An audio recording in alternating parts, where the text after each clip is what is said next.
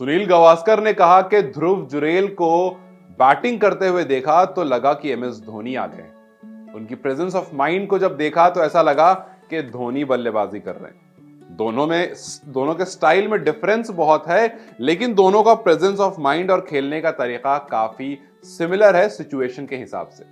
ध्रुव जुरेल ने आज ये कहना गलत नहीं होगा कि इंडिया को एक शर्मनाक स्थिति से एक अच्छी स्थिति पर लाकर के कहीं ना कहीं नाक कटने से बचा ली।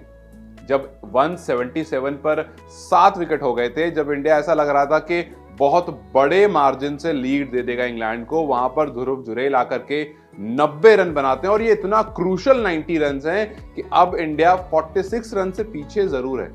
इंग्लैंड के पास 46 रन जरूर हैं, लेकिन अगर एक और बल्लेबाज होता तो शायद जरूरत वो भी ना पड़ती, शायद ये रन हमारे पास होते और हम कुछ लीड करके जाते। लेकिन ध्रुव के साथ साथ तारीफ कुलदीप यादव की भी करनी पड़ेगी, जिन्होंने कुछ 130 बॉल खेल ली। वो कुलदीप यादव जो कि गेंदबाजी के लिए जाने जाते हैं, किस तरह से नेट्स में लगातार प्रैक्टिस कर रहे थे और किस तरह से उन्होंने उसको यूटिलाइज करा और दिखाया। आज भी शुरू में थोड़े टाइम तक रहे, बोल्ड जरूर हो गए एंडरसन की बॉल पर, लेकिन उन्होंने दिखाया कि उन पर भी भरोसा जताया जा सकता है और अगर आप इंडिया में खेल रहे हैं तो बिल्कुल जताया जा सकता है। लेकिन ध्रुव जुरेल जो कि पहली इनिंग में 46 करके गए थे, जिनका भी डेब्यू हुआ था और शायद इनके बारे में उतनी बात नहीं हुई थी, लेकिन अब होगी, क्योंकि ध्रुव जुरेल धोनी के सिटी में, धोनी की जगह में, धोनी के रांची में एक विकेट कीपर बल्लेबाज एक बार फिर से कहर ढा रहा है। मानो ऐसा लग रहा है कि रांची की हवा में ही कुछ विकेट कीपिंग बैट्समैन के लिए है, क्योंकि पहले धोनी ने वो काम करा, फिर हमने देखा ईशान किशन को। हालांकि ईशान किशन है तो बिहार से, लेकिन झारखंड से खेला करते हैं, तो वहां एक और हमारे पास विकेट कीपर बल्लेबाज आया था और अब एक और विकेट कीपर बल्लेबाज जो कि काफी स्थिरता से खेलना जानता है और तेज तर्रार भी खेलना जानता है।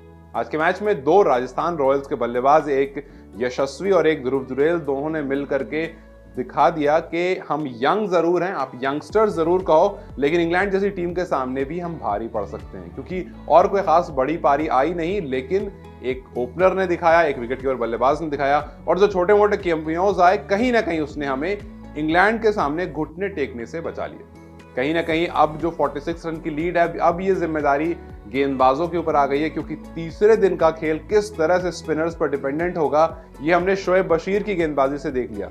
शोएब बशीर जो कि दूसरा मैच खेल रहे थे यहां पर, उस शोएब बशीर ने फाइफर ले लिया। शोएब बशीर की फाइफर ने कहीं ना कहीं इंडिया को परेशान किया और यह बता दिया कि स्पिनर्स के लिए काफी फ्रेंडली होने वाली है पिच। तो अब दारोमदार अश्विन के हाथ में, उस अश्विन के हाथ में जो अब तक कुछ खास नहीं कर पाए, अब दारोमदार कुलदीप यादव के हाथ में एक बार फिर से है। बल्लेबाजी से उन्होंने कमाल जरूर करा, अब गेंदबाजी की भी बारी है और रविंद्र जडेजा के भी हाथ में दारोमदार। अब देखना यह है कि इंग्लैंड को कहां तक रोका जा सकता है। क्या एक बार फिर से हमें बेसबॉल अप्रोच देखने को मिलेगी, या फिर इस पिच पर जिसमें बहुत सारे क्रैक्स हैं, जो स्पिनर्स को काफी हेल्प करने वाली है, वहां पर किसी और प्लानिंग से इंग्लैंड उतरेगा। क्या जो रूट एक बार फिर से बेसबॉल को छोड़ करके अपनी अप्रोच अपनाएंगे और उसके बाद एक बार हमें फिर से कुछ कमाल जो रूट का देखने को मिलेगा। चलिए, खैर सेकंड इनिंग में यह पता चलेगा कि इंग्लैंड कहां तक जाती है, इंडियन बॉलर्स कहां तक उन्हें रोक पाते हैं। लेकिन अभी के लिए, फिलहाल के लिए, ध्रुव जुरेल को जो रांची की ऑडियंस ने स्टैंडिंग ओवेशन दिया, वो बिल्कुल हकदार हैं उसके और बहुत बहुत हमारी तरफ से शुभकामनाएं उनके लिए। लेकिन जिस तरह से उन्होंने हमें बचाया, अब यहां से हो सकता है मैच थोड़ा हमारे फेवर में आ जाए अगर इंग्लैंड की अर्ली विकेट्स गिर जाती हैं। आपको क्या लगता है, इंग्लैंड कहां तक जा पाएगा, इंडियन बॉलर्स कहां तक इंग्लैंड को रोक पाएंगे? जो भी आपको लगता है सेकंड इनिंग में नंबर्स हो सकते हैं, मुझे कमेंट सेक्शन में जरूर बताएं। इस वीडियो को लाइक और शेयर जरूर करें और जाते जाते चैनल को सब्सक्राइब करते जाएं।